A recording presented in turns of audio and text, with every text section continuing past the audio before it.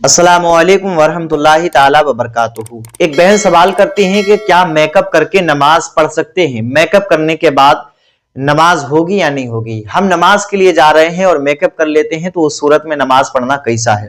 आज के इस वीडियो क्लिप में हम इस बारे में जानेंगे। हमारे जो भाई बहन हमें जहां से देख रहे हैं, अगर उनको कुछ पूछना है, कोई ख्वाब की ताबीर जाननी है, कोई मसला जानना है, तो हमें जरूर व्हाट्सएप पर मैसेज करें नाम एड्रेस के साथ में। इंशाअल्लाह ताला हम उनके उस सवाल का जवाब जरूर अता करेंगे। चलिए जान लेते हैं। हमारी ये जो बहन हमसे पूछ रही है कि क्या मेकअप करने के बाद नमाज हो जाती है या नहीं होती है?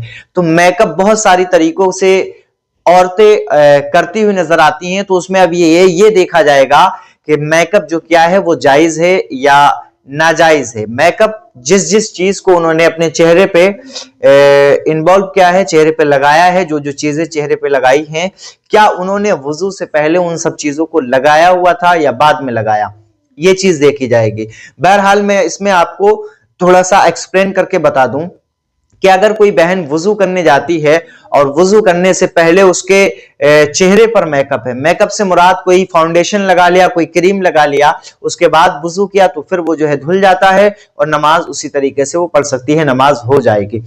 अगर आप जो है वुजू कर लिए हैं, उसके बाद आपने मेकअप किया है, मिसाल के तौर पे वुजू करने के बाद में आपने चेहरे पे कोई क्रीम वगैरह लगा लिया या कुछ और इस्तेमाल कर लिया, तो उस सूरत में भी नमाज तो हो जाएगी, लेकिन देखा यह जाएगा जो चीज आप लगा रही हैं वो चीज जो है कहीं नाजायज के हुक्म में तो नहीं आती।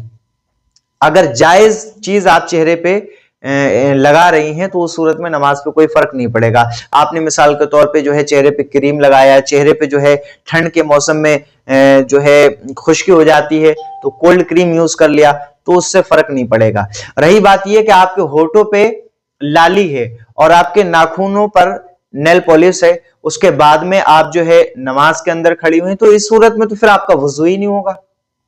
इस सूरत में आपका वुजू ही नहीं होगा, क्योंकि नेल पॉलिश वगैरह जो ये होती है इसके नीचे पानी नहीं जाता। फुकाहा लिखते हैं कि इसको छुटाएं और छुटाने के बाद में, इसको छुड़ाने के बाद में ही फिर जो है वुजू करें, उसके बाद नमाज पढ़ें। तो मैं आपको ये सजेस्ट करना चाहूंगा कि अगर आप नमाज पढ़ने जा रही हैं तो नमाज से पहले आप जो है अपनी नेल पॉलिश वगैरह छुड़ा दें। और मैं तो ये भी सजेस्ट करूंगा कि इसको बिल्कुल ना लगाएं, क्योंकि ये लगाना जायज ही नहीं है।